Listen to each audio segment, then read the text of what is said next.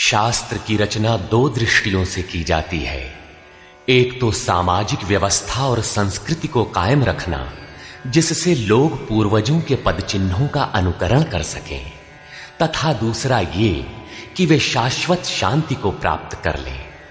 Ramcharitmanas, Bible, Quran इत्यादि में दोनों पक्षों का समावेश है, किंतु भौतिक दृष्टि प्रधान होने के कारण मनुष्य समाजोपयोगी व्यवस्था को ही पकड़ पाता है। आध्यात्मिक सूक्तियों को भी वो सामाजिक व्यवस्था के ही संदर्भ में देखने लगता है। कहता है कि ऐसा तो शास्त्र में लिखा है। इसीलिए वेद व्यास ने दोनों के लिए एक ही ग्रंथ महाभारत लिखते हुए भी आध्यात्मिक क्रिया का संकलन गीता के रूप में अलग से किया, जिससे कि लोग इस मूल कल्याण पथ में भ्रांति का मिश्रण न कर सके। उन्हीं आध्यात्मिक मूल्यों के साथ प्रस्तुत है गीता का दिव्य संदेश।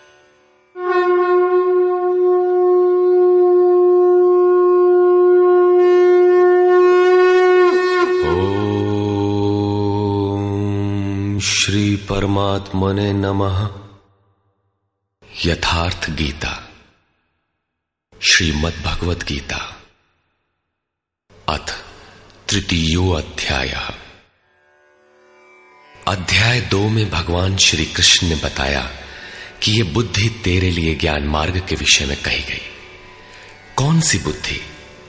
यही कि युद्ध कर, जीतोगे तो महामहिम की स्थिति प्राप्त कर लोगे और हारोगे तो देवत्व है। जीत में सर्वस्व है और हार में भी देवत्व है, कुछ मिलता ही है। अतः इस दृष्टि से लाभ और हानि दोनों में कुछ न कुछ मिलता है, किंचित भी क्षति नहीं है। फिर कहा, अब इसी को तू निष्काम कर्मयोग के विषय में सुन। जिस बुद्धि से युक्त होकर तू कर्मों के बंधन से अच्छी प्रकार छूट जाएगा। फिर उसकी विशेषताओं पर प्रकाश डाला। कर्म करते समय आवश्यक सावधानियों पर बल दिया कि फल की वासना वाला ना हो, कामनाओं से रहित होकर कर्म में प्रवृत्त हो और कर्म करने में तेरी अश्रद्धा भी ना हो, जिससे तू कर्म बंधन से मुक्त हो जाएगा। मुक्त तो होगा, किंतु रास्ते में अपनी स्थिति नहीं दिखाई पड़ी। अतः अर्जुन को निष्काम कर्मयोग की अपेक्षा ज्ञान मार्ग सरल और प्राप्ति वाला प्रतीत हुआ। उसने प्रश्न किया, जनार्दन, निष्काम कर्म की अपेक्षा ज्ञान मार्ग आपकी दृष्टि में श्रेष्ठ है, तो मुझे भयंकर कर्मों में क्यों लगाते हैं? प्रश्न स्वाभाविक था।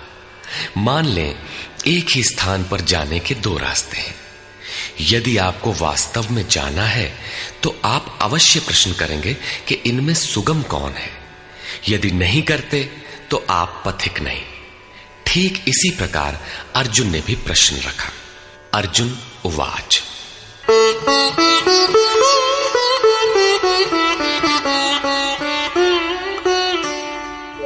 जायसी चेत कर्मणस्ते मता बुद्धिर्जनार्दन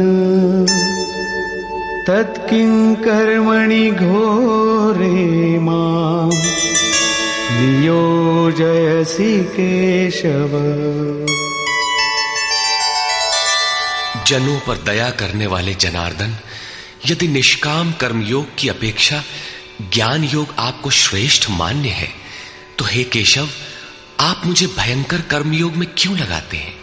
निष्काम कर्मयोग में अर्जुन को भयंकरता दिखाई पड़ी, क्योंकि इसमें कर्म करने में ही तेरा अधिकार है, फल में कभी नहीं।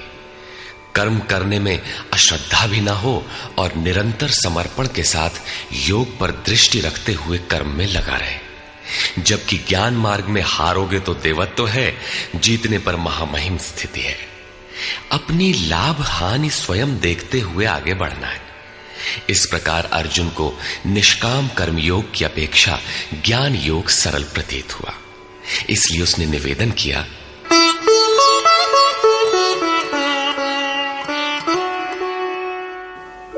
व्यामिश्रेणेव वाक्येन बुद्धिं मोहयसीव मे तदेकं वद निश्चित्य येन श्रेयोऽहमाप्नुयाम्।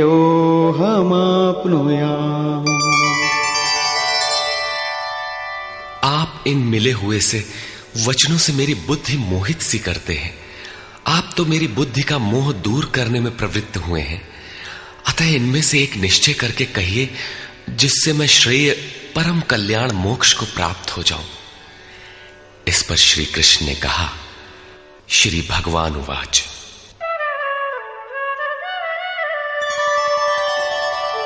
लोकेऽस्मिन् द्विविधा निष्ठा पुरा प्रोक्ता मया नघ, ज्ञानयोगेन सांख्यानां कर्मयोगेन योगिनाम्। निष्पाप अर्जुन, इस संसार में सत्य शोध की दो धाराएं मेरे द्वारा पहले कही गई हैं। पहले का तात्पर्य कभी सत्य युग या त्रेता में नहीं, बल्कि अभी जिसे दूसरे अध्याय में कहे आए हैं। ज्ञानियों के लिए ज्ञान मार्ग और योगियों के लिए निष्काम कर्म योग बताया गया है। दोनों ही मार्गों के अनुसार कर्म तो करना ही पड़ेगा, कर्म अनिवार्य है। न कर्मणामनारम्भात् नैष्कर्म्यं पुरुषोऽश्नुते, न च सन्न्यसनादेव सिद्धिं समधिगच्छति। अर्जुन, मनुष्य न तो कर्मों को न आरंभ करने से निष्कर्मता की अंतिम स्थिति को प्राप्त होता है और न आरंभ की हुई क्रिया को त्यागने मात्र से भगवत प्राप्ति रूपी परम सिद्धि को ही प्राप्त होता है। अब तुझे ज्ञान मार्ग अच्छा लगे या निष्काम कर्म मार्ग, दोनों में कर्म तो करना ही पड़ेगा। प्रायः इस स्थल पर लोग भगवत पथ में संक्षिप्त मार्ग और बचाव ढूंढने लगते हैं। कर्म आरंभ ही न करें, हो गए निष्कर्मी। कहीं ऐसी भ्रांति न रह जाए, इसलिए श्री कृष्ण बल देते हैं कि कर्मों को न आरंभ करने से कोई निष्कर्म भाव को नहीं प्राप्त होता। शुभाशुभ कर्मों का जहां अंत है, परम निष्कर्मता की उस स्थिति को कर्म करके ही पाया जा सकता है। इसी प्रकार बहुत से लोग कहते हैं, हम तो ज्ञान मार्गी हैं, ज्ञान मार्ग में कर्म है ही नहीं। ऐसा मानकर कर्मों को त्यागने वाले ज्ञानी नहीं होते। आरंभ की हुई क्रिया को त्यागने मात्र से कोई भगवत साक्षात्कार रूपी परम सिद्धि को प्राप्त नहीं होता है, क्योंकि नहि कश्चित् क्षणमपि जातु तिष्ठत्य कर्मकृत्, कार्यते ह्यवशः कर्म सर्वः प्रकृतिजैर्गुणैः। कोई भी पुरुष किसी काल में क्षण मात्र भी कर्म किए बिना नहीं रहता, क्योंकि सभी पुरुष प्रकृति से उत्पन्न हुए गुणों द्वारा विवश होकर कर्म करते हैं। प्रकृति और प्रकृति से उत्पन्न गुण जब तक जीवित हैं, तब तक कोई भी पुरुष कर्म किए बिना रह ही नहीं सकता। अध्याय 4 के 33वें और 37वें श्लोक में श्री कृष्ण कहते हैं कि यावन मात्र कर्म ज्ञान में समाप्त हो जाते हैं। ज्ञान रूपी अग्नि संपूर्ण कर्मों को भस्म कर देता है। यहां वे कहते हैं कि कर्म किए बिना कोई रहता ही नहीं। अंततः वे महापुरुष कहते क्या हैं? उनका आशय है कि यज्ञ करते करते तीनों गुणों से अतीत हो जाने पर मन के विलय और साक्षात्कार के साथ यज्ञ का परिणाम निकल जाने पर कर्म शेष हो जाते हैं। उस निर्धारित क्रिया की पूर्णता से पहले कर्म मिटते नहीं, प्रकृति पिंड नहीं छोड़ती।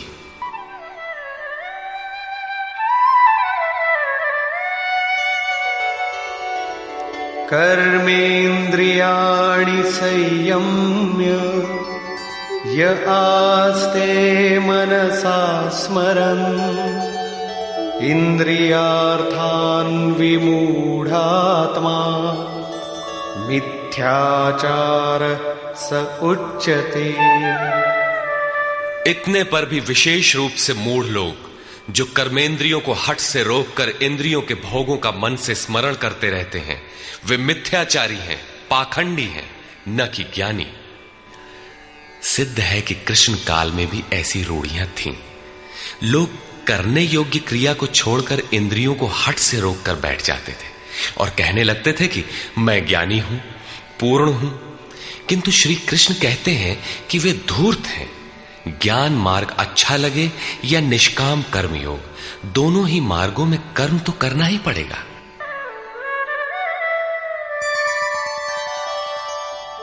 यस्त्विन्द्रियाणि मनसा नियम्यारभतेऽर्जुन कर्मेन्द्रियैः कर्मयोगम् असक्तः स विशिष्यते।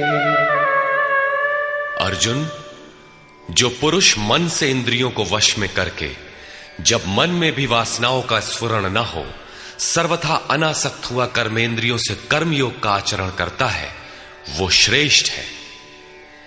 ठीक है, समझ में आया कि कर्म का आचरण करें, किंतु यह प्रश्न खड़ा होता है कि कौन सा कर्म करें। इस पर कहते हैं, नियतं कुरु कर्म त्वं कर्मजायो ह्यकर्मणः शरीरयात्रापि च ते न प्रसिद्धेद कर्मणः। अर्जुन, तू निर्धारित किए हुए कर्म को कर, अर्थात कर्म तो बहुत से हैं, उनमें से कोई एक चुना हुआ है, उसी नियत कर्म को कर। कर्म न करने की अपेक्षा कर्म करना ही श्रेष्ठ है। इसलिए कि करते रहोगे, थोड़ी भी दूरी तय कर लोगे तो जैसा पीछे बता आए हैं, महान जन्म मरण के भय से उद्धार करने वाला है, इसलिए श्रेष्ठ है। कर्म न करने से तेरी शरीर यात्रा भी सिद्ध नहीं होगी। शरीर यात्रा का अर्थ लोग कहते हैं शरीर निर्वाह। कैसा शरीर निर्वाह? क्या आप शरीर हैं? ये पुरुष जन्म जन्मांतर से, युग युगांतरों से शरीर की यात्रा ही तो करता चला आ रहा है। जैसे वस्त्र जीर्ण हुआ तो दूसरा तीसरा धारण किया, इसी प्रकार कीट पतंग से लेकर मानव तक, ब्रह्मा से लेकर यावन मात्र जगत परिवर्तनशील है। ऊपर नीचे योनियों में बराबर ये जीव शरीरों की ही तो यात्रा कर रहा है। कर्म कोई ऐसी वस्तु है जो इस यात्रा को सिद्ध कर देती है, पूर्ण कर देती है। मान ले एक भी जन्म लेना पड़ा तो यात्रा तो जारी है, अभी तो पथिक चल ही रहा है, वो दूसरे शरीरों की यात्रा कर रहा है। यात्रा पूर्ण तब होती है जब गंतव्य आ जाए। परमात्मा में स्थिति के अनंतर इस आत्मा को शरीरों की यात्रा नहीं करनी पड़ती, अर्थात शरीर त्याग और शरीर धारण वाला क्रम समाप्त हो जाता है। अतः कर्म कोई ऐसी वस्तु है कि इस पुरुष को पुनः शरीरों की यात्रा नहीं करनी पड़ती। मोक्ष से शुभात। अर्जुन, इस कर्म को करके तू संसार बंधन अशुभ से छूट जाएगा। कर्म कोई ऐसी वस्तु है जो संसार बंधन से मुक्ति दिलाती है। अब प्रश्न खड़ा होता है कि वो निर्धारित कर्म है क्या? इस पर कहते हैं, यज्ञार्थात् कर्मणोऽन्यत्र लोकोऽयं कर्म बन्धनः तदर्थं कर्म कौन्तेय मुक्तसंग समाचर। अर्जुन, यज्ञ की प्रक्रिया ही कर्म है। वो हरकत कर्म है जिससे यज्ञ पूर्ण हो। सिद्ध है कि कर्म एक निर्धारित प्रक्रिया है। इसके अतिरिक्त जो कर्म होते हैं, क्या वे कर्म नहीं है? श्री कृष्ण कहते हैं, नहीं, वे कर्म नहीं है।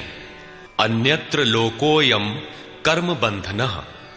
इस यज्ञ की प्रक्रिया के अतिरिक्त दुनिया में जो कुछ भी किया जाता है, सारा जगत जिसमें रात दिन व्यस्त है, वो इसी लोक का एक बंधन है, न कि कर्म।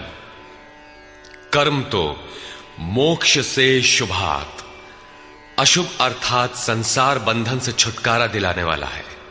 मात्र यज्ञ की प्रक्रिया ही कर्म है। वो हरकत कर्म है जिससे यज्ञ पूरा होता है। अतः अर्जुन, उस यज्ञ की पूर्ति के लिए संग दोष से अलग रहकर भली प्रकार कर्म का आचरण कर। संग दोष से अलग हुए बिना यह कर्म होता ही नहीं।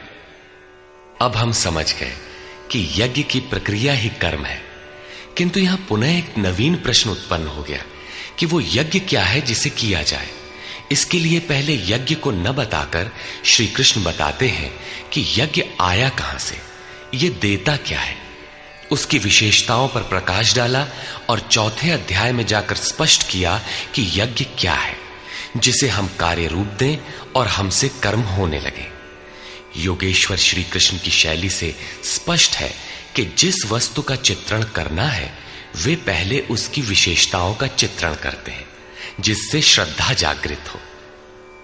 तत्पश्चात वे उसमें बरती जाने वाली सावधानियों पर प्रकाश डालते हैं और अंत में मुख्य सिद्धांत प्रतिपादित करते हैं। स्मरण रहे कि यहां पर श्री कृष्ण ने कर्म के दूसरे अंग पर प्रकाश डाला कि कर्म एक निर्धारित क्रिया है। जो कुछ किया जाता है वो कर्म नहीं है। अध्याय 2 में पहली बार कर्म का नाम लिया, उसकी विशेषताओं पर बल दिया, उसमें बरती जाने वाली सावधानियों पर प्रकाश डाला, लेकिन यह नहीं बताया कि कर्म क्या है।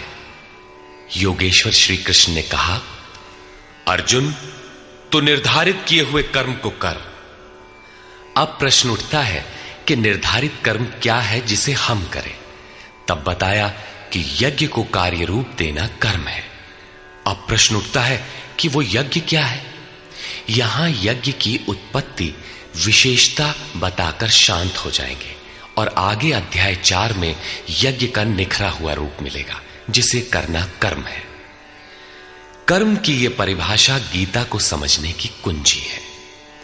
यज्ञ के अतिरिक्त दुनिया में लोग कुछ न कुछ करते ही रहते हैं। कोई खेती करता है तो कोई व्यापार, कोई पदासीन है तो कोई सेवक, कोई अपने को बुद्धिजीवी कहता है तो कोई श्रमजीवी, कोई समाज सेवा को कर्म मानता है तो कोई देश सेवा को। और इन्हीं कर्मों में लोग सकाम और निष्काम कर्म की भूमिका भी बनाए पड़े हैं। किंतु श्री कृष्ण कहते हैं ये कर्म नहीं है। अन्यत्र लोकोयम कर्म बंधनः। यज्ञ की प्रक्रिया के सिवाय जो कुछ भी किया जाता है वो इसी लोक का बंधनकारी कर्म है, न कि मोक्षद कर्म। वस्तुतः यज्ञ की प्रक्रिया ही कर्म है। अब यज्ञ न बताकर पहले यह बताते हैं कि यज्ञ आया कहां से।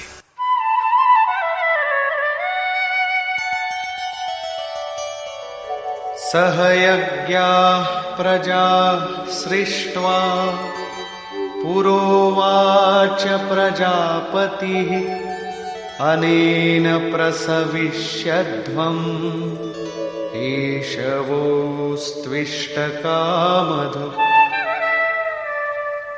प्रजापति ब्रह्मा ने कल्प के आदि में यज्ञ सहित प्रजा को रचकर कहा कि इस यज्ञ द्वारा वृद्धि को प्राप्त हो। ये यज्ञ तुम लोगों को इष्ट कामधुक, जिसमें अनिष्ट ना हो, विनाश रहित इष्ट संबंधी कामना की पूर्ति करने वाला हो। यज्ञ सहित प्रजा को किसने रचा? प्रजापति ब्रह्मा ने। ब्रह्मा कौन? क्या 4 मुख और 8 आंखों वाला देवता जैसा कि प्रचलित है? नहीं। श्री कृष्ण के अनुसार देवता नाम की कोई अलग सत्ता है ही नहीं। फिर प्रजापति कौन है? वस्तुतः जिसने प्रजा के मूल उद्गम परमात्मा में प्रवेश पा लिया है वो महापुरुष प्रजापति है। बुद्धि ही ब्रह्मा है। अहंकार शिव बुद्धि अज, मन शशि चित्त महान। उस समय बुद्धि यंत्र मात्र होती है। उस महापुरुष की वाणी में परमात्मा ही बोलता है। भजन की वास्तविक क्रिया प्रारंभ हो जाने पर बुद्धि का उत्तरोत्तर उत्थान होता है। प्रारंभ में वो बुद्धि ब्रह्म विद्या से संयुक्त होने के कारण ब्रह्मविद कही जाती है। क्रमशः विकारों का शमन होने पर, ब्रह्म विद्या में श्रेष्ठ होने पर यह ब्रह्म विद्वर कही जाती है। उत्थान और सूक्ष्म हो जाने पर बुद्धि की अवस्था विकसित हो जाती है। वो ब्रह्म विद्वरीयान कहलाती है। उस अवस्था में ब्रह्म विद्वेत्ता पुरुष दूसरों को भी उत्थान मार्ग पर लाने का अधिकार प्राप्त कर लेता है। बुद्धि की पराकाष्ठा है ब्रह्म विद्वरिष्ट, अर्थात ब्रह्मविद की वो अवस्था जिसमें इष्ट प्रवाहित है। ऐसी स्थिति वाले महापुरुष प्रजा के मूल उद्गम परमात्मा में प्रविष्ट और स्थित रहते हैं। ऐसे महापुरुषों की बुद्धि मात्र यंत्र है, वे ही प्रजापति कहलाते हैं। वे प्रकृति के द्वंद्व का विश्लेषण कर आराधना क्रिया की रचना करते हैं। यज्ञ के अनुरूप संस्कारों का देना ही प्रजा की रचना है। इससे पूर्व समाज अचेत अव्यवस्थित रहता है। सृष्टि अनादि है, संस्कार पहले से ही है, किंतु अस्त व्यस्त विकृत है। यज्ञ के अनुरूप उन्हें ढालना ही रचना या सजाना है। ऐसे महापुरुष ने कल्प के आदि में यज्ञ सहित प्रजा की रचना की। कल्प निरोग बनाता है, वैद्य कल्प देते हैं, कोई कायाकल्प करता है। ये क्षणिक शरीरों का कल्प है। वास्तविक कल्प तो तब है जब भवरोग से मुक्ति मिल जाए। आराधना का प्रारंभ इस कल्प की शुरुआत है। आराधना पूर्ण हुई तो आपका कल्प पूरा हो गया। इस प्रकार परमात्म स्वरूपस्थ महापुरुषों ने भजन के प्रारंभ में यज्ञ सहित संस्कारों को सुसंगठित कर कहा कि इस यज्ञ से तुम वृद्धि को प्राप्त हो। कैसी वृद्धि? क्या मकान कच्चे से पक्का बन जाएगा? आय अधिक होने लगेगी? नहीं, यज्ञ इष्ट कामधुक, इष्ट संबंधी कामना की पूर्ति करेगा। इष्ट है परमात्मा, उस परमात्मा संबंधी कामना की पूर्ति वाला है।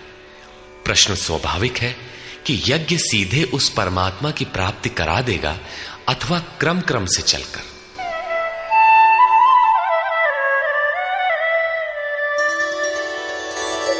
देवान् भावयतानेन ते देवा भावयन्तु वः परस्परं भावयन्तः श्रेयः परमवाप्स्यथ। इस यज्ञ द्वारा देवताओं की उन्नति करो, अर्थात दैवी संपत्ति की वृद्धि करो। वे देवता लोग तुम लोगों की उन्नति करेंगे। इस प्रकार आपस में वृद्धि करते हुए परम श्रेय, जिसके बाद कुछ भी पाना शेष न रहे, ऐसे परम कल्याण को प्राप्त हो जाओ। ज्यों ज्यों हम यज्ञ में प्रवेश करेंगे, आगे यज्ञ का अर्थ होगा आराधना की विधि। त्यों त्यों हृदय देश में दैवी संपत्ति अर्जित होती चली जाएगी। परम देव एकमात्र परमात्मा है। उस परम देव में प्रवेश दिला देने वाली जो संपद है, अंतःकरण की जो सजातीय प्रवृत्ति है, उसी को दैवी संपत्ति कहते हैं। वो परम देव को संभव करती है, इसलिए दैवी संपत्ति कही जाती है, न कि बाहरी देवता जैसा लोग कल्पना कर लेते हैं। योगेश्वर श्री कृष्ण के शब्दों में उनका कोई अस्तित्व नहीं है। आगे कहते हैं,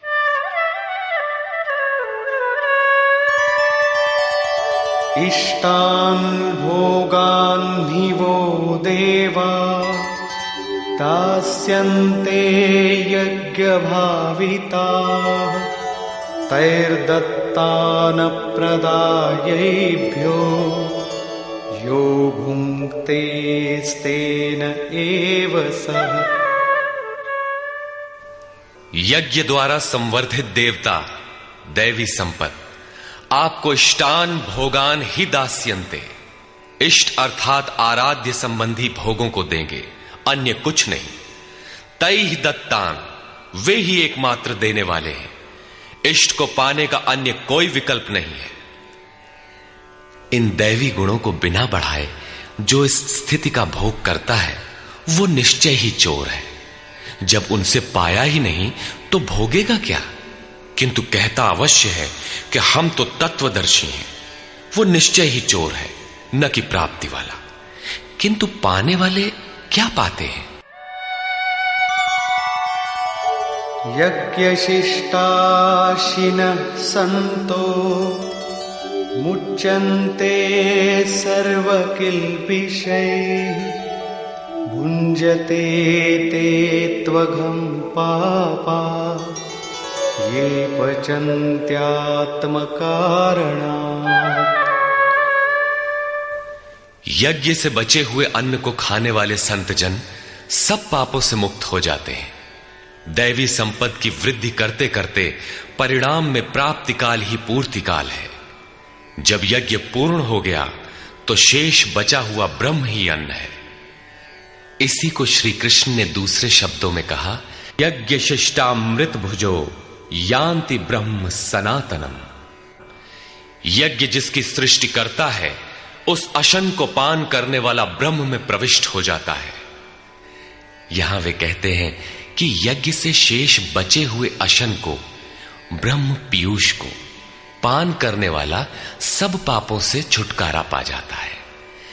संत जन तो छूट जाते हैं, किंतु पापी लोग मोह के माध्यम से उत्पन्न शरीरों के लिए पचते हैं।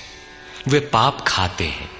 उन्होंने भजन भी किया, आराधना को समझा, अग्रसर भी हुए, किंतु बदले में एक मीठी सी चाह पैदा हो गई कि आत्म कारणात् शरीर के लिए और शरीर के संबंधों को लेकर कुछ मिले। उसे मिल तो जाएगा, किंतु उतने भोग के पश्चात वो अपने को वहीं खड़ा पाएगा जहां से चलना प्रारंभ किया था। इससे बड़ी क्षति क्या होगी? जब शरीर ही नश्वर है तो इसके सुख भोग कब तक साथ देंगे? वे आराधना तो करते हैं, किंतु बदले में पाप ही खाते हैं। पलट सुधाते 60 विष लेहि। वो नष्ट तो नहीं होगा, किंतु आगे नहीं बढ़ेगा। इसीलिए श्री कृष्ण निष्काम भाव से कर्म भजन करने पर बल देते हैं। अभी तक श्री कृष्ण ने बताया कि यज्ञ परम श्रेय देता है और उसकी रचना महापुरुषों द्वारा होती है, किंतु वे महापुरुष प्रजा की रचना में क्यों प्रवृत्त होते हैं? इस पर कहते हैं,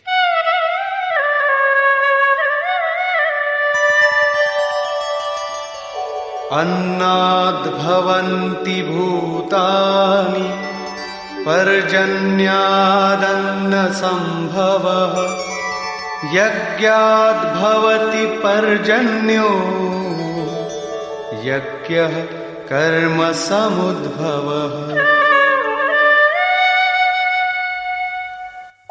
कर्म ब्रह्मोद्भवं विद्धि ब्रह्माक्षर समुद्भवम् तस्मात् सर्वगतं ब्रह्म नित्यं यज्ञे प्रतिष्ठितम्। संपूर्ण प्राणी अन्न से उत्पन्न होते हैं। अन्नम ब्रह्म व्यजानात्। अन्न परमात्मा ही है। उस ब्रह्म पीयूष को ही उद्देश्य बनाकर प्राणी यज्ञ की ओर अग्रसर होता है। अन्न की उत्पत्ति वृष्टि से होती है। बादलों से होने वाली वर्षा नहीं, अपितु कृपा वृष्टि। पूर्व संचित यज्ञ कर्म ही कृपा के रूप में बरस पड़ता है। आज की आराधना कल कृपा के रूप में मिलेगी। इसीलिए वृष्टि यज्ञ से होती है।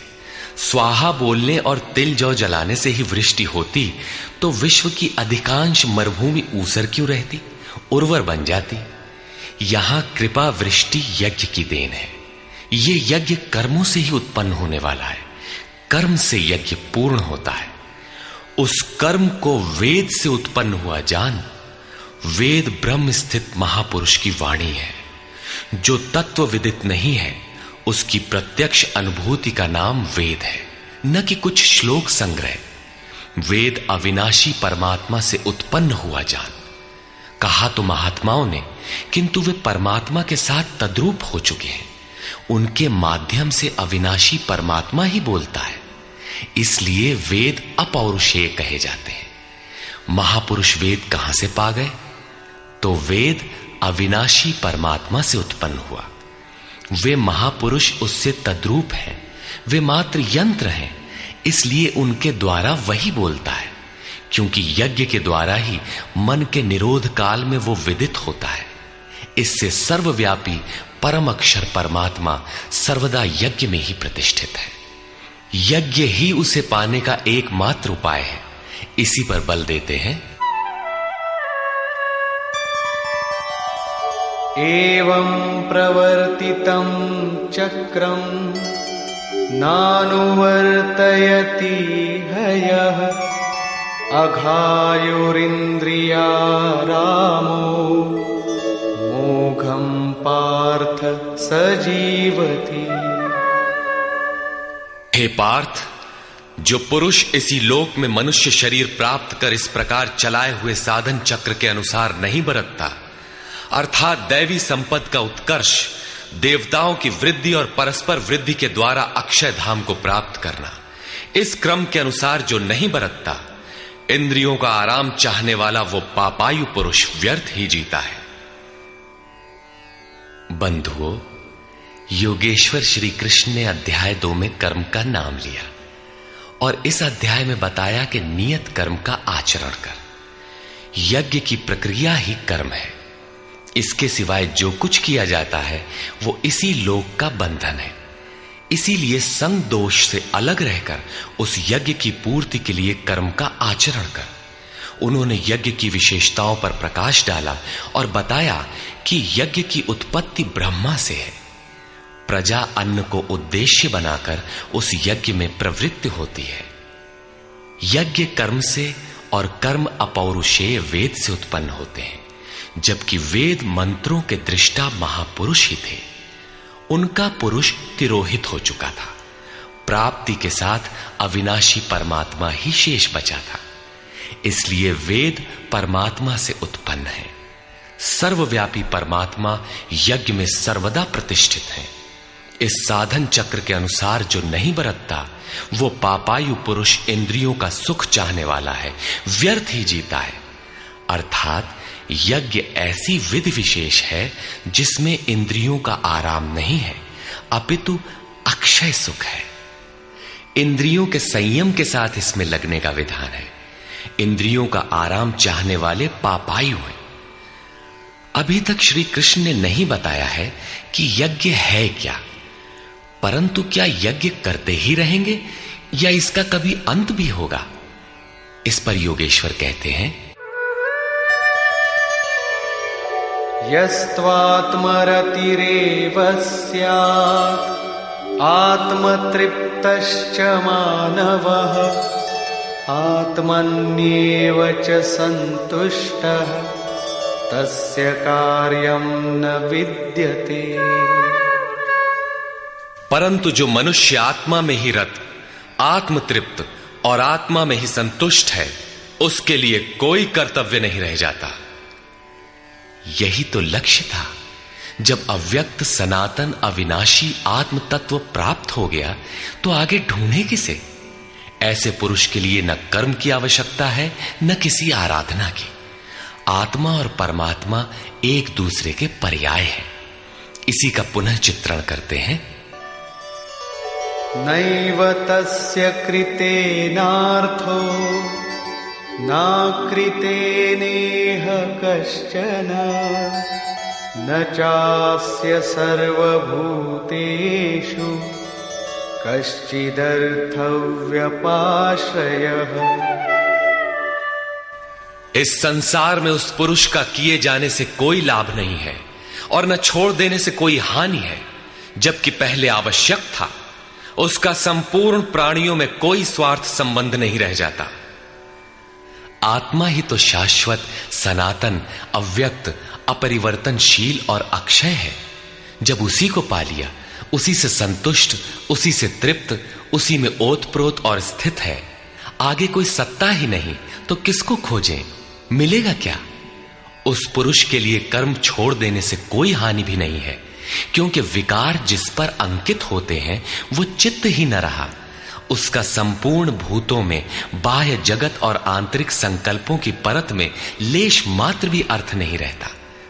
सबसे बड़ा अर्थ तो था परमात्मा। जब वही उपलब्ध है तो दूसरों से उसका क्या प्रयोजन होगा? तस्मादसक्तः सततं कार्यं कर्म समाचर असक्तो ह्याचरन् कर्म परमाप्नोति पुरुषः। इस स्थिति को प्राप्त करने के लिए तू अनासक्त हुआ। निरंतर कार्यम कर्म, जो करने योग्य कर्म है उस कर्म को अच्छी प्रकार कर, क्योंकि अनासक्त पुरुष कर्म के आचरण से परमात्मा को प्राप्त होता है। नियत कर्म, कार्यम कर्म एक ही है। कर्म की प्रेरणा देते हुए वे कहते हैं,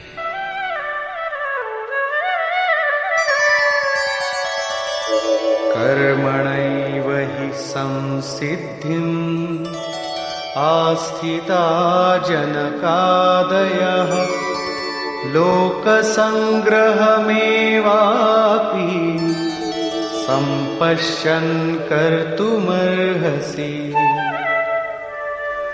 जनक माने राजा जनक नहीं, जनक जन्मदाता को कहते हैं। योग ही जनक है, आपके स्वरूप को जन्म देता है, प्रकट करता है। योग से संयुक्त प्रत्येक महापुरुष जनक हैं। ऐसे योग संयुक्त बहुत से ऋषियों, जनकादयः, जनक इत्यादि ज्ञानी जन महापुरुष भी कर्मणा एव संसिद्धिम, कर्मों के द्वारा ही परम सिद्धि को प्राप्त हुए हैं। परम सिद्धि माने परम तत्व परमात्मा की प्राप्ति। जनक इत्यादि जितने भी पूर्व में होने वाले महर्षि हुए हैं, इस कार्यम कर्म के द्वारा जो यज्ञ की प्रक्रिया है, इस कर्म को करके ही संसिद्धिम, परम सिद्धि को प्राप्त हुए। किंतु प्राप्ति के पश्चात वे भी लोक संग्रह को देखकर कर्म करते हैं, लोकहित को चाहते हुए कर्म करते हैं। अतः तू भी प्राप्ति के पश्चात लोक नायक बनने के लिए कार्य करने के ही योग्य है। क्यों? यद्यदाचरति श्रेष्ठः तत्तदेवेतरो जनः स यत्प्रमाणं कुरुते लोकस्तदनुवर्तते। श्रेष्ठ पुरुष जो जो आचरण करता है, अन्य पुरुष भी उसके अनुसार ही करते हैं। वो महापुरुष जो कुछ प्रमाण कर देता है, संसार उसका अनुसरण करता है। पहले श्री कृष्ण ने स्वरूप में स्थित आत्मतृप्त महापुरुष की रहनी पर प्रकाश डाला कि उसके लिए कर्म किए जाने से न कोई लाभ और न छोड़ने से कोई हानि। फिर भी जनकादि कर्म में भली प्रकार बरतते थे।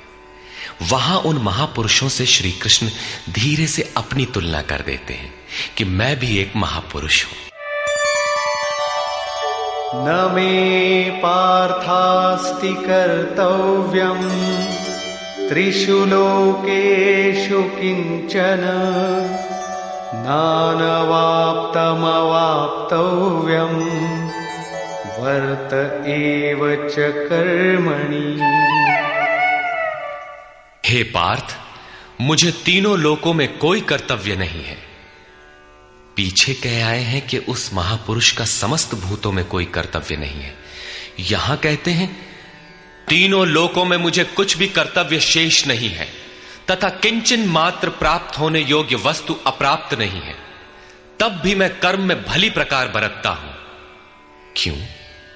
यदि हम न वर्तेयम् जातु कर्मण्यतन्द्रितः मम वर्तमानुवर्तन्ते मनुष्याः पार्थ सर्वशः। क्योंकि यदि मैं सावधान होकर कदाचित कर्म में न बरतूं तो मनुष्य मेरे बर्ताव के अनुसार बरतने लग जाएंगे। तो क्या आपका अनुकरण भी बुरा है? श्री कृष्ण कहते हैं हां। उत्सीदेयुरिमे लोका न कुर्यां कर्म चेदहम् संकरस्य च कर्ता स्याम् उपहन्यामि माः प्रजाः। यदि मैं सावधान होकर कर्म न करूं तो ये सब लोग भ्रष्ट हो जाएं और मैं संकरस्य, वर्ण संकर का करने वाला हूं तथा इन सारी प्रजा का हनन करने वाला, मारने वाला बनूं। स्वरूप में स्थित महापुरुष सतर्क रहकर यदि आराधना क्रम में न लगे रहें तो समाज उनकी नकल करके भ्रष्ट हो जाएगा। महापुरुष ने तो आराधना पूर्ण करके परम नैष्कर्म्य की स्थिति को पाया है। वे न करें तो उनके लिए कोई हानि नहीं है। किंतु समाज ने तो अभी आराधना आरंभ ही नहीं की। पीछे वालों के मार्गदर्शन के लिए ही महापुरुष कर्म करते हैं। मैं भी करता हूं। अर्थात श्री कृष्ण एक महापुरुष थे, न कि बैकुंठ से आए हुए कोई विशेष भगवान। उन्होंने कहा कि महापुरुष लोक संग्रह के लिए कर्म करता है, मैं भी करता हूं। यदि न करूं तो लोगों का पतन हो जाए, सभी कर्म छोड़ बैठेंगे। मन बड़ा चंचल है, ये सब कुछ चाहता है, केवल भजन नहीं चाहता। यदि स्वरूपस्थ महापुरुष कर्म न करें तो देखा देखी पीछे वाले भी तुरंत कर्म छोड़ देंगे। उन्हें बहाना मिल जाए कि ये भजन नहीं करते, पान खाते हैं, इत्र लगाते हैं, सामान्य बातें करते हैं, फिर भी महापुरुष कहलाते हैं। ऐसा सोचकर वे भी आराधना से हट जाते हैं, पतित हो जाते हैं। श्री कृष्ण कहते हैं कि यदि मैं कर्म न करूं तो सब भ्रष्ट हो जाए और मैं वर्ण संकर का कर्ता बनूं। स्त्रियों के दूषित होने से वर्ण संकर तो देखा सुना जाता है। अर्जुन भी इसी के भय से विकल था कि स्त्रियां दूषित होंगी तो वर्ण संकर पैदा होंगे। किंतु श्री कृष्ण कहते हैं यदि मैं सावधान होकर आराधना में लगा न रहूं तो वर्ण संकर का कर्ता हूं। वस्तुतः आत्मा का शुद्ध वर्ण है परमात्मा। अपने शाश्वत स्वरूप के पथ से भटक जाना वर्ण संकरता है। यदि स्वरूपस्थ महापुरुष क्रिया में नहीं बरतता तो लोग उनके अनुकरण में क्रिया रहित हो जाएंगे, आत्म पथ से भटक जाएंगे, वर्ण संकर हो जाएंगे, वे प्रकृति में खो जाएंगे। स्त्रियों का सतीत्व एवं नस्ल की शुद्धता एक सामाजिक व्यवस्था है, अधिकारों का प्रश्न है। समाज के लिए उसकी उपयोगिता भी है, किंतु माता पिता की भूलों का संतान की साधना पर कोई प्रभाव नहीं पड़ता। आपन करनी पार उतरनी। हनुमान, व्यास, वशिष्ठ, नारद, शुकदेव, कबीर, ईसा इत्यादि अच्छे महापुरुष हुए, जबकि सामाजिक कुलीनता से इनका संपर्क नहीं है। आत्मा अपने पूर्व जन्म के गुण धर्म लेकर आता है। श्री कृष्ण कहते हैं मनः षष्ठानीन्द्रियाणि प्रकृतिस्थानी कर्षति। मन सहित इंद्रियों से जो कार्य इस जन्म में होता है उनके संस्कार लेकर जीवात्मा पुराने शरीर को त्याग कर नवीन शरीर में प्रवेश कर जाता है। इसमें जन्मदाताओं का क्या लगा? उनके विकास में कोई अंतर नहीं आया। अतः स्त्रियों के दूषित होने से वर्ण संकर नहीं होता। स्त्रियों के दूषित होने और वर्ण संकर से कोई संबंध नहीं है। शुद्ध स्वरूप की ओर अग्रसर न होकर प्रकृति में बिखर जाना ही वर्ण संकर है। यदि महापुरुष सावधान होकर क्रिया, नियत कर्म में बरतते हुए लोगों से क्रिया न कराएं तो वो उस सारी प्रजा का हनन करने वाला, मारने वाला बने। साधना क्रम में चलकर उस मूल अविनाशी की प्राप्ति ही जीवन है और प्रकृति में बिखरे रहना, भटक जाना मृत्यु है। किंतु वो महापुरुष इस सारी प्रजा को यदि क्रिया पथ पर नहीं चलाता, उस सारी प्रजा को बिखराव से रोककर सतपथ पर नहीं चलाता, तो वो सारी प्रजा का हनन करने वाला हत्यारा है, हिंसक है। और क्रमशः चलते हुए जो चला लेता है वो शुद्ध अहिंसा है। गीता के अनुसार शरीर का निधन, नश्वर कलेवरों का निधन मात्र परिवर्तन है, हिंसा नहीं। सक्ताः कर्मण्य विद्वांसो यथा कुर्वन्ति भारत कुर्याद् विद्वांस्तथा सक्तः चिकीर्षुर्लोक संग्रहम्। हे भारत, कर्म में आसक्त हुए अज्ञानी जन जैसे कर्म करते हैं, वैसे ही अनासक्त हुआ विद्वान, पूर्ण ज्ञाता भी लोक हृदय में प्रेरणा और कल्याण संग्रह चाहता हुआ कर्म करे। यज्ञ की विधि जानते और करते हुए भी हम अज्ञानी हैं। ज्ञान का अर्थ है प्रत्यक्ष जानकारी। जब तक लेश मात्र भी हम अलग हैं, आराध्य अलग है, तब तक अज्ञान विद्यमान है। जब तक अज्ञान है तब तक कर्म में आसक्ति रहती है। अज्ञानी जितनी आसक्ति से आराधना करता है उसी प्रकार अनासक्त। जिसे कर्मों से प्रयोजन नहीं है तो आसक्ति क्यों होगी? ऐसा पूर्ण ज्ञाता महापुरुष भी लोकहित के लिए कर्म करे, दैवी संपद का उत्कर्ष करे, जिससे समाज उस पर चल सके। न बुद्धिभेदं जनयेद् अज्ञानां कर्मसंगिनां जोषयेत् सर्वकर्माणि विद्वान् युक्तः समाचरन्। ज्ञानी पुरुषों को चाहिए कि कर्मों में आसक्ति वाले अज्ञानियों की बुद्धि में भ्रम न पैदा करें, अर्थात स्वरूपस्थ महापुरुष ध्यान दें कि उनके किसी आचरण से पीछे वालों के मन में कर्म के प्रति अश्रद्धा न उत्पन्न हो जाए। परमात्म तत्व से संयुक्त महापुरुष को भी चाहिए कि स्वयं भली प्रकार नियत कर्म करता हुआ उनसे करावे।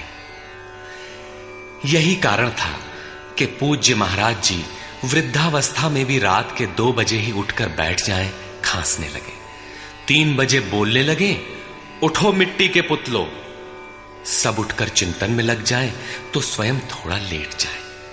कुछ देर बाद फिर उठकर बैठ जाएं, कहें, तुम लोग सोचते हो कि महाराज सो रहे हैं, किंतु मैं सोता नहीं, श्वास में लगा हूं। वृद्धावस्था का शरीर है, बैठने में कष्ट होता है, इसी से मैं पड़ा रहता हूं। लेकिन तुम्हें तो स्थिर और सीधे बैठकर चिंतन में लगना है। जब तक तैल धारा के सदृश श्वास की डोरी न लग जाए, क्रम न टूटे, अन्य संकल्प बीच में व्यवधान उत्पन्न न कर सकें, तब तक सतत लगे रहना साधक का धर्म है। मेरी श्वास तो बांस की तरह स्थिर खड़ी है। यही कारण है कि अनुयायियों से कराने के लिए वो महापुरुष भली प्रकार कर्म में बरतता है। जिस गुण को सिखावे उसे करके दिखावे। इस प्रकार स्वरूपस्थ महापुरुष को भी चाहिए कि स्वयं कर्म करता हुआ साधकों को भी आराधना में लगाए रहे। साधक भी श्रद्धापूर्वक आराधना में लगे, किंतु चाहे ज्ञान योगी हो अथवा समर्पण भाव वाला निष्काम कर्म योगी हो, साधक में साधना का अहंकार नहीं आना चाहिए। कर्म किसके द्वारा होते हैं, उसके होने में कौन कारण है, इस पर श्री कृष्ण प्रकाश डालते हैं।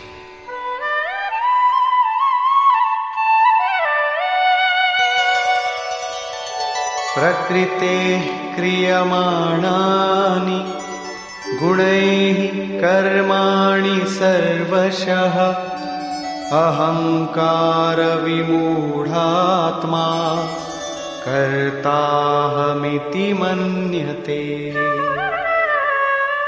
आरंभ से पूर्ति पर्यंत संपूर्ण कर्म प्रकृति के गुणों द्वारा किए जाते हैं। फिर भी अहंकार से विशेष मूढ़ पुरुष मैं करता हूं ऐसा मान लेता है। ये कैसे माना जाए कि आराधना प्रकृति के गुणों द्वारा होती है? ऐसा किसने देखा? इस पर कहते हैं, तत्त्ववित्तु महाबाहो गुणकर्म विभागयोः गुणागुणेषु वर्तन्ते इति मत्वा न सज्जते। हे महाबाहु, गुण और कर्म के विभाग को तत्वविद परम तत्व परमात्मा की जानकारी वाले महापुरुषों ने देखा और संपूर्ण गुण गुणों में बरत रहे। ऐसा मानकर वे गुण और कर्मों के कर्तापन में आसक्त नहीं होते। यहां तत्व का अर्थ परम तत्व परमात्मा है, न कि 5 या 25 तत्व जैसा कि लोग गणना करते हैं। योगेश्वर श्री कृष्ण के शब्दों में तत्व एकमात्र परमात्मा है, अन्य कोई तत्व है ही नहीं। गुणों को पार करके परम तत्व परमात्मा में स्थित महापुरुष गुण के अनुसार कर्मों का विभाजन देख पाते हैं। तामसी गुण रहेगा तो उसका कार्य होगा आलस्य, निद्रा, प्रमाद, कर्म में प्रवृत्त न होने का स्वभाव। राजसी गुण रहेंगे तो आराधना में पीछे न हटने का स्वभाव, शौर्य, स्वामी भाव से कर्म होगा। और सात्विक गुण कार्यरत होने पर ध्यान, समाधि, अनुभवी उपलब्धि, धारावाहिक चिंतन, सरलता स्वभाव में होगी। गुण परिवर्तनशील है। प्रत्यक्षदर्शी ज्ञानी ही देख पाता है कि गुणों के अनुरूप कर्मों का उत्कर्ष अपकर्ष होता है। गुण अपना कार्य करा लेते हैं, अर्थात गुण गुणों में बरतते हैं। ऐसा समझकर वो प्रत्यक्ष दृष्टा कर्म में आसक्त नहीं होता। किंतु जिसने गुणों का पार नहीं पाया, जो अभी रास्ते में है, उन्हें तो कर्म में आसक्त रहना है। इसलिए प्रकृतेर्गुण सम्मूढ़ाः सज्जन्ते गुण कर्मसु तान् कृत्स्नविदो मंदान् कृत्स्नविन्न विचालयेत्। प्रकृति के गुणों से मोहित हुए पुरुष गुण और कर्मों में क्रमशः निर्मल गुणों की ओर उन्नति देखकर उनमें आसक्त होते हैं। उन अच्छी प्रकार न समझने वाले मंदान शिथिल प्रयत्न वालों को अच्छी प्रकार जानने वाला ज्ञानी चलायमान न करे। उन्हें हतोत्साहित न करे, बल्कि प्रोत्साहन दे, क्योंकि कर्म करके ही उन्हें परम नैष्कर्म्य की स्थिति पाना है। अपनी शक्ति और स्थिति का आकलन करके कर्म में प्रवृत्त होने वाले ज्ञान मार्गी साधकों को चाहिए कि कर्म को गुणों की देन माने, अपने को कर्ता मानकर अहंकारी न बन जाए। निर्मल गुणों को प्राप्त होने पर भी उनमें आसक्त न हो। किंतु निष्काम कर्मयोगी को कर्म और गुणों के विश्लेषण में समय देने की कोई आवश्यकता नहीं है। उसे तो बस समर्पण के साथ कर्म करते जाना है। कौन गुण आ जा रहा है, ये देखना इष्ट की जिम्मेदारी हो जाती है। गुणों का परिवर्तन और क्रम क्रम से उत्थान वो इष्ट की ही देन मानता है और कर्म होने को भी उन्हीं की देन मानता है। अतः कर्तापन का अहंकार या गुणों में आसक्ति होने की समस्या उसके लिए नहीं रहती, जबकि अनवरत लगा रहता है। इसी पर और साथ ही युद्ध का स्वरूप बताते हुए श्री कृष्ण कहते हैं,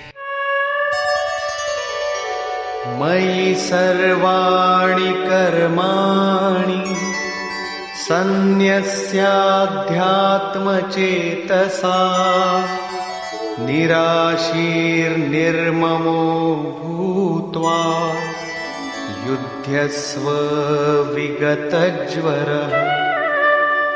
इसलिए अर्जुन, तू अध्यात्म चेतसा अंतरात्मा में चित्त का निरोध करके ध्यानस्थ होकर संपूर्ण कर्मों का मुझ में अर्पण करके आशा रहित, ममता रहित और संताप रहित होकर युद्ध कर।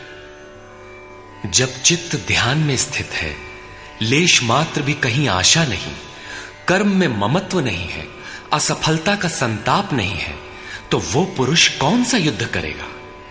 जब सब ओर से चित्त सिमटकर हृदय देश में निरुद्ध होता जा रहा है, तो वो लड़ेगा किस लिए, किससे और वहां है कौन? वास्तव में जब आप ध्यान में प्रवेश करेंगे, तभी युद्ध का सही स्वरूप खड़ा होता है।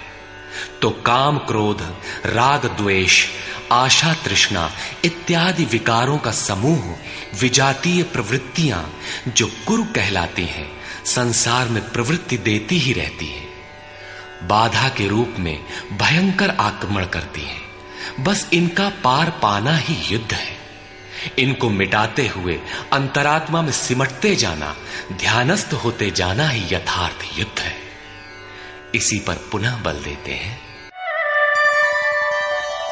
ये मे मतमिदं नित्यम् अनुतिष्ठन्ति मानवाः श्रद्धावन्तो न सूयन्तो मुच्यन्ते तेऽपि कर्मभिः। अर्जुन, जो कोई मनुष्य दोष दृष्टि से रहित होकर श्रद्धा भाव समर्पण से संयुक्त हुआ, सदा मेरे इस मत के अनुसार बरतते हैं कि युद्ध कर, वे पुरुष भी संपूर्ण कर्मों से छूट जाते हैं। योगेश्वर का यह आश्वासन किसी हिंदू, मुसलमान या ईसाई के लिए नहीं, अपितु मानव मात्र के लिए है। उनका मत है कि युद्ध कर। इससे ऐसा प्रतीत होता है कि यह उपदेश युद्ध वालों के लिए था। अर्जुन के समक्ष तो सौभाग्य से विश्व युद्ध की संरचना थी। आपके सामने तो कोई युद्ध नहीं है। आप गीता के पीछे क्यों पड़े हैं? क्योंकि कर्मों से छूटने का उपाय तो युद्ध करने वालों के लिए है, किंतु ऐसा कुछ नहीं है। वस्तुतः ये अंतर्देश की लड़ाई है। क्षेत्र और क्षेत्रज्ञ का, विद्या और अविद्या का, धर्म क्षेत्र और कुरुक्षेत्र का संघर्ष है। आप ज्यों-ज्यों ध्यान में चित्त का निरोध करेंगे, विजातीय प्रवृत्ति बाधा के रूप में प्रत्यक्ष होती है, भयंकर आक्रमण करती है।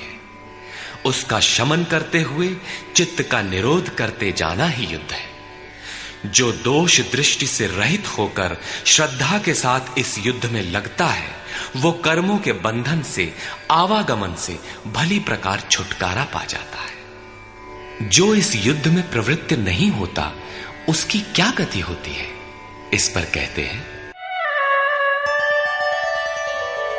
ये त्वेतदभ्यसूयन्तो नानुतिष्ठन्ति मे मतम् सर्वज्ञानविमूढांस्तान् विद्धि नष्टान चेतसः। जो दोष दृष्टि वाले अचेतसः, मोह निशा में अचेत लोग मेरे इस मत के अनुसार नहीं बरतते, अर्थात ध्यानस्थ होकर आशा, ममता, संताप रहित होकर समर्पण के साथ युद्ध नहीं करते। सर्वज्ञान विमूढ़ान, ज्ञान पथ में सर्वथा मोहित उन लोगों को तू कल्याण से भ्रष्ट हुआ ही जान। जब यही सही है तो लोग करते क्यों नहीं? इस पर कहते हैं, सदृशं चेष्टते स्वस्याः प्रकृतेर्ज्ञानवानपि प्रकृतिं यान्ति भूतानि निग्रहः किं करिष्यति। सभी प्राणी अपनी प्रकृति को प्राप्त होते हैं, अपने स्वभाव से परवश होकर कर्म में भाग लेते हैं। प्रत्यक्षदर्शी ज्ञानी भी अपनी प्रकृति के अनुसार चेष्टा करता है। प्राणी अपने कर्मों में बरतते हैं और ज्ञानी अपने स्वरूप में। जैसा जिसकी प्रकृति का दबाव है, वैसा ही कार्य करता है। यह स्वयं सिद्ध है। इसमें निराकरण कोई क्या करेगा? यही कारण है कि सभी लोग मेरे मत के अनुसार कर्म में प्रवृत्त नहीं हो पाते। वे आशा, ममता, संताप का, दूसरे शब्दों में राग द्वेष का त्याग नहीं कर पाते, जिससे कर्म का सम्यक आचरण नहीं हो पाता। इसी को और स्पष्ट करते हैं और दूसरा कारण बताते हैं, इंद्रियस्येन्द्रियस्यार्थे रागद्वेषौ व्यवस्थितौ तयोर्न वशमागच्छेत् तौ ह्यस्य परिपन्थिनौ। इंद्रिय और इंद्रियों के भोगों में राग और द्वेष स्थित हैं। इन दोनों के वश में नहीं होना चाहिए, क्योंकि इस कल्याण मार्ग में कर्मों से छूट जाने वाली प्रणाली में ये राग और द्वेष दुर्धर्ष शत्रु हैं, आराधना का अपहरण कर ले जाते हैं। जब शत्रु भीतर है तो बाहर कोई किसी से क्यों लड़ेगा? शत्रु तो इंद्रिय और भोगों के संसर्ग में है, अंतःकरण में है। अतः ये युद्ध भी अंतःकरण का युद्ध है, क्योंकि शरीर ही क्षेत्र है जिसमें सजातीय विजातीय दोनों प्रवृत्तियां, विद्या और अविद्या रहती हैं, जो माया के दो अंग हैं। इन्हीं प्रवृत्तियों का पार पाना, सजातीय प्रवृत्ति को साध कर विजातीय का अंत करना युद्ध है। विजातीय समाप्त होने पर सजातीय का उपयोग समाप्त हो जाता है। स्वरूप का स्पर्श करके सजातीय का भी उसके अंतराल में विलय हो जाना, इस प्रकार प्रकृति का पार पाना युद्ध है, जो ध्यान में ही संभव है। राग द्वेष के शमन में समय लगता है। इसलिए बहुत से साधक क्रिया को छोड़कर सहसा महापुरुष की नकल करने लग जाते हैं। श्री कृष्ण इससे सावधान करते हैं।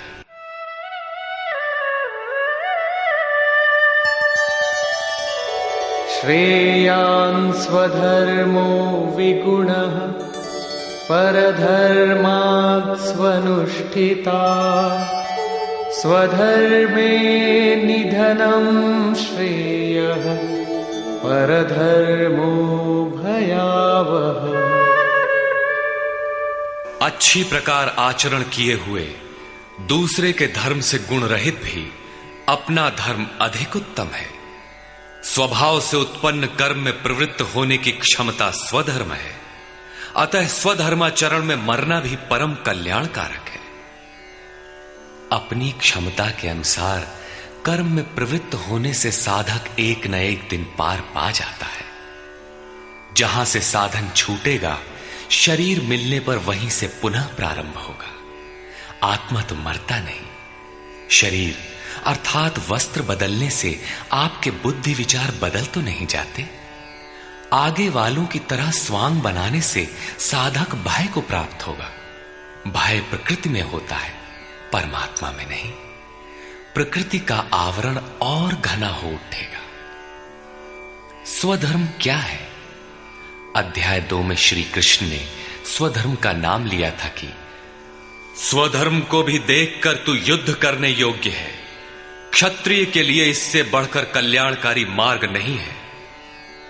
स्वधर्म में अर्जुन क्षत्रिय पाया जाता है। संकेत किया कि अर्जुन, जो ब्राह्मण है, वेदों का उपदेश उनके लिए क्षुद्र जलाशय के तुल्य है। तू वेदों से ऊपर उठ और ब्राह्मण बन, अर्थात स्वधर्म में परिवर्तन संभव है। वहां पुनः कहा कि राग द्वेष के वश में न हो, इन्हें काट, स्वधर्म श्रेयस्कर है। इनका यह आशय नहीं है कि अर्जुन किसी ब्राह्मण की नकल करके उस जैसी वेशभूषा बना ले। एक ही कर्म पथ को महापुरुष ने 4 श्रेणियों में बांट दिया: निकृष्ट, मध्यम, उत्तम, अति उत्तम। इन श्रेणी के साधकों को क्रमशः शूद्र, वैश्य, क्षत्रिय और ब्राह्मण की संज्ञा दी। शूद्र वाली क्षमता से कर्म का आरंभ होता है और साधना क्रम में वही साधक ब्राह्मण बन सकता है। इससे भी आगे जब वो परमात्मा में प्रवेश पा जाता है तो न ब्राह्मणो न क्षत्रियः न वैश्यो न शूद्रः चिदानंद रूपः शिवः केवलोहम्। वो वर्णों से ऊपर हो जाता है। यही श्री कृष्ण भी कहते हैं कि चातुर्वर्ण्यम मया सृष्टम। 4 वर्णों की रचना मैंने की। तो क्या जन्म के आधार पर मनुष्यों को बांटा? नहीं। गुण कर्म विभागशः गुणों के आधार पर कर्म बांटा गया। कौन सा कर्म? क्या सांसारिक कर्म? श्री कृष्ण कहते हैं नहीं, नियत कर्म। नियत कर्म क्या है? वो है यज्ञ की प्रक्रिया जिसमें होता है श्वास में प्रश्वास का हवन, प्रश्वास का श्वास में हवन, इंद्रिय संयम इत्यादि, जिसका शुद्ध अर्थ है योग साधना, आराधना। इस आराधना कर्म को ही 4 श्रेणियों में बांटा गया। जैसी क्षमता वाला पुरुष हो उसे उसी श्रेणी से प्रारंभ करना चाहिए। यही सबका अपना अपना स्वधर्म है। यदि वो आगे वालों की नकल करेगा तो भय को प्राप्त होगा। सर्वथा नष्ट तो नहीं होगा, क्योंकि इसमें बीज का नाश तो नहीं होता। हां, वो प्रकृति के दबाव से भयाक्रांत, दीनहीन अवश्य हो जाएगा। शिशु कक्षा का विद्यार्थी स्नातक कक्षा में बैठने लगे तो स्नातक क्या बनेगा? वो प्रारंभिक वर्णमाला से भी वंचित रह जाएगा। अर्जुन प्रश्न रखता है कि मनुष्य स्वधर्म का आचरण क्यों नहीं कर पाता? अर्जुन उवाच अथ केन प्रयुक्तोऽयं पापं चरति पुरुषः अनिच्छन्नपि वार्ष्णेय बलादिव नियोजितः। हे कृष्ण, फिर ये पुरुष बरबस घसीट कर लगाए हुए के सदृश न चाहता हुआ भी किसकी प्रेरणा से पाप का आचरण करता है? आपके मत के अनुसार क्यों नहीं चल पाता? इस पर योगेश्वर श्री कृष्ण कहते हैं, श्री भगवान उवाच। काम एष क्रोध एष रजो गुण समुद्भवः महाशनो महापाप्मा विद्येनमिह वैरिणम्। अर्जुन, रजोगुण से उत्पन्न ये काम और ये क्रोध अग्नि के समान भोग भोगने से कभी न तृप्त होने वाले बड़े पापी हैं। काम क्रोध राग द्वेष के ही पूरक है। अभी मैंने जिसकी चर्चा की थी, इस विषय में तू इनको ही शत्रु जान। अब इनका प्रभाव बताते हैं।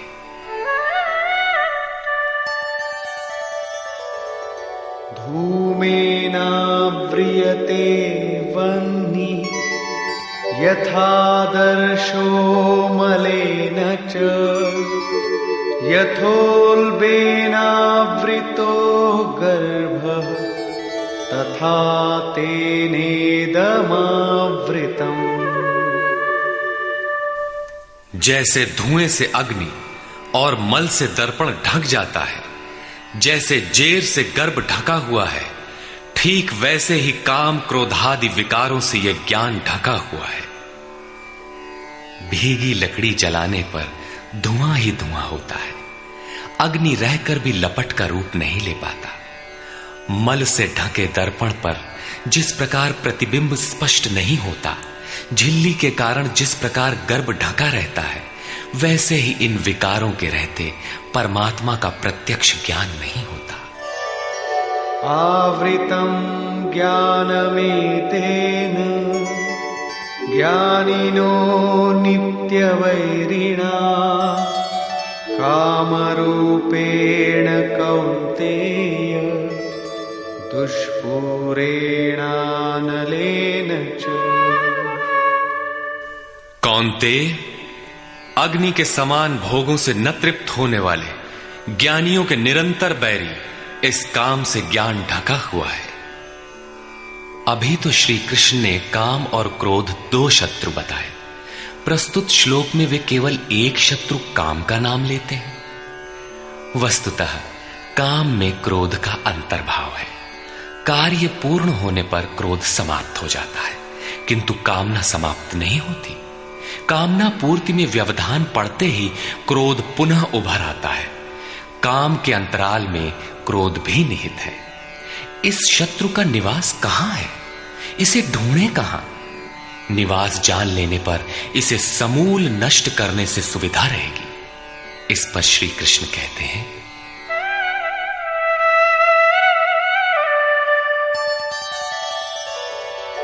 इंद्रियाणि मनो बुद्धि अस्याधिष्ठानमुच्यते एतैर्विमोहयत्येष ज्ञानमावृत्य देहिनम्।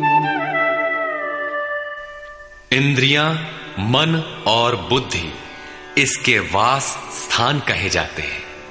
ये काम इन मन, बुद्धि और इंद्रियों के द्वारा ही ज्ञान को आच्छादित करके जीवात्मा को मोह में डालता है। तस्मात् त्वमिन्द्रियाण्यादौ नियम्य भरतर्षभ पाप्मानं प्रजह्येनं ज्ञान विज्ञाननाशनम्। इसलिए अर्जुन, तू पहले इंद्रियों को नियम्य संयत कर, क्योंकि शत्रु तो इनके अंतराल में छिपा है। वो तुम्हारे शरीर के भीतर है, बाहर खोजने से वो कहीं नहीं मिलेगा। इंद्रियों को वश में करके ज्ञान और विज्ञान का नाश करने वाले इस पापी काम को ही मार। ये हृदय देश की अंतर जगत की लड़ाई है। काम सीधे पकड़ में नहीं आएगा, अतः विकारों के निवास स्थान का ही घेराव कर लो, इंद्रियों को ही संयत कर लो। किंतु इंद्रियों और मन को संयत करना तो बड़ा कठिन है। क्या ये हम कर पाएंगे? इस पर योगेश्वर श्री कृष्ण आपकी सामर्थ्य बताते हुए प्रोत्साहित करते हैं।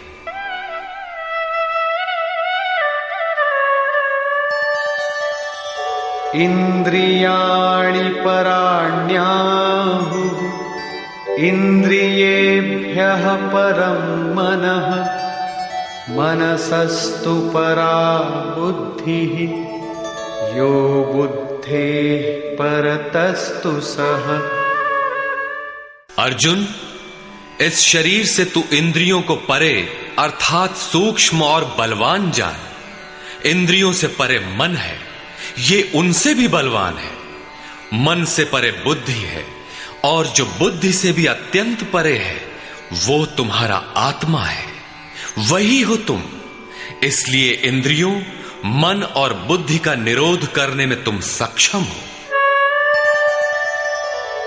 एवं बुद्धेः परं बुद्ध्वा संस्तभ्यात्मानमात्मना जहि शत्रुं महाबाहो कामरूपं दुरासदम्। इस प्रकार बुद्धि से परे अर्थात सूक्ष्म और बलवान अपने आत्मा को जानकर, आत्म बल को समझकर, बुद्धि के द्वारा अपने मन को वश में करके अर्जुन, इस काम रूपी दुर्जय शत्रु को मार। काम एक दुर्जय शत्रु है। इंद्रियों के द्वारा ये आत्मा को मोहित करता है, तो अपनी शक्ति समझकर, आत्मा को बलवान समझकर काम रूपी शत्रु को मारना है। कहने की आवश्यकता नहीं है कि ये शत्रु आंतरिक है और युद्ध भी अंतर्देश का ही है। निष्कर्ष, बहुधा गीता प्रेमी व्याख्याताओं ने इस अध्याय को कर्मयोग का नाम दिया है, किंतु यह संगत नहीं है। दूसरे अध्याय में योगेश्वर ने कर्म का नाम लिया। उन्होंने कर्म के महत्व का प्रतिपादन कर उसमें कर्म जिज्ञासा जागृत की, और इस अध्याय में उन्होंने कर्म को परिभाषित किया कि यज्ञ की प्रक्रिया ही कर्म है। सिद्ध है कि यज्ञ कोई निर्धारित दिशा है। इसके अतिरिक्त जो कुछ भी किया जाता है वह इसी लोक का बंधन है। श्री कृष्ण जिसे कहेंगे वह कर्म मोक्ष्यसे अशुभात्, संसार बंधन से छुटकारा दिलाने वाला कर्म है। श्री कृष्ण ने यज्ञ की उत्पत्ति बताई, वह देता क्या है, उसकी विशेषताओं का चित्रण किया, यज्ञ करने पर बल दिया। उन्होंने कहा इस यज्ञ की प्रक्रिया ही कर्म है। जो नहीं करते वे पापायु, आराम चाहने वाले व्यर्थ जीते हैं। पूर्व में होने वाले महर्षियों ने भी इसे करके ही परम नैष्कर्म्य सिद्धि को पाया। वे आत्मतृप्त हैं, उनके लिए कर्म की आवश्यकता नहीं है। फिर भी पीछे वालों के मार्गदर्शन के लिए वे भी कर्म में भली प्रकार लगे रहते थे। उन महापुरुषों से श्री कृष्ण ने अपनी तुलना की कि मेरा भी अब कर्म करने से कोई प्रयोजन नहीं है, किंतु मैं भी पीछे वालों के हित के लिए ही कर्म में बरतता हूं। श्री कृष्ण ने स्पष्ट अपना परिचय दिया कि वे एक योगी थे। उन्होंने कर्म में प्रवृत्त साधकों को चलायमान न करने को कहा, क्योंकि कर्म करके ही उन साधकों को स्थिति प्राप्त करनी है। यदि नहीं करेंगे तो नष्ट हो जाएंगे। इस कर्म के लिए ध्यानस्थ होकर युद्ध करना है। आंखें बंद हैं, इंद्रियों से सिमटकर चित्त का निरोध हो चला तो युद्ध कैसा। उस समय काम, क्रोध, राग, द्वेष बाधक होते हैं। इन विजातीय प्रवृत्तियों का पार पाना ही युद्ध है। आसुरी संपद कुरुक्षेत्र विजातीय प्रवृत्ति को शनैः शनैः छांटते हुए ध्यानस्थ होते जाना ही युद्ध है। वस्तुतः ध्यान में ही युद्ध है। यही इस अध्याय का सारांश है, जिसमें न कर्म बताया न यज्ञ। यदि यज्ञ समझ में आ जाए तो कर्म समझ में आए। अभी तो कर्म समझाया ही नहीं गया। इस अध्याय में केवल स्थित प्रज्ञ महापुरुष के प्रशिक्षणात्मक पहलू पर बल दिया गया। यह तो गुरुजनों के लिए निर्देश है। वे न भी करें तो उन्हें कोई क्षति नहीं, और न ऐसा करने में उनका अपना कोई लाभ ही है। किंतु जिन साधकों को परम गति अभीष्ट है, उनके लिए विशेष कुछ कहा ही नहीं। तो यह कर्मयोग कैसे है? कर्म का स्वरूप भी स्पष्ट नहीं है जिसे किया जाए, क्योंकि यज्ञ की प्रक्रिया ही कर्म है। अभी तक उन्होंने इतना ही बताया, यज्ञ तो बताया नहीं। कर्म का स्वरूप स्पष्ट कहां हुआ? हां, युद्ध का यथार्थ चित्रण गीता में यहीं पाया जाता है। संपूर्ण गीता पर दृष्टिपात करें तो अध्याय 2 में कहा कि शरीर नाशवान है, अतः युद्ध कर। गीता में युद्ध का यही ठोस कारण बताया गया। आगे ज्ञान योग के संदर्भ में क्षत्रिय के लिए युद्ध ही कल्याण का एकमात्र साधन बताया गया, और कहा कि यह बुद्धि तेरे लिए ज्ञान योग के विषय में कही गई। कौन सी बुद्धि? यही कि हार जीत दोनों दृष्टियों में लाभ ही है, ऐसा समझकर युद्ध कर। फिर अध्याय 4 में कहा कि योग में स्थित रहकर हृदय में स्थित अपने संशय को ज्ञान रूपी तलवार द्वारा काट। वह तलवार योग में है। अध्याय 5 से 10 तक युद्ध की चर्चा तक नहीं है। 11वें अध्याय में केवल इतना कहा कि ये शत्रु मेरे द्वारा पहले से ही मारे गए हैं। तू निमित्त मात्र होकर खड़ा भर हो जा, यश को प्राप्त कर। ये तुम्हारे बिना भी मारे हुए हैं, प्रेरक करा लेगा।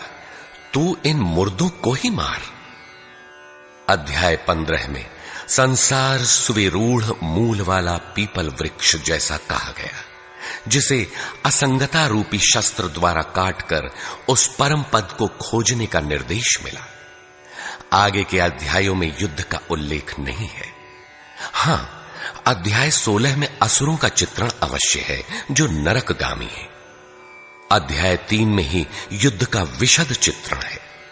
श्लोक 30 से श्लोक 43 तक युद्ध का स्वरूप, उसकी अनिवार्यता, युद्ध न करने वालों का विनाश, युद्ध में मारे जाने वाले शत्रुओं के नाम, उन्हें मारने के लिए अपनी शक्ति का आह्वान और निश्चय ही उन्हें काटकर फेंकने पर बल दिया। इस अध्याय में शत्रु और शत्रु का आंतरिक स्वरूप स्पष्ट है, जिनके विनाश की प्रेरणा दी गई है। अतः ओम तत्सदिति श्रीमद् भगवद गीता सूपनिषत्सु ब्रह्म विद्यायाम योग शास्त्रे श्री कृष्णार्जुन संवादे शत्रु विनाश प्रेरणा नाम तृतीयो अध्याय।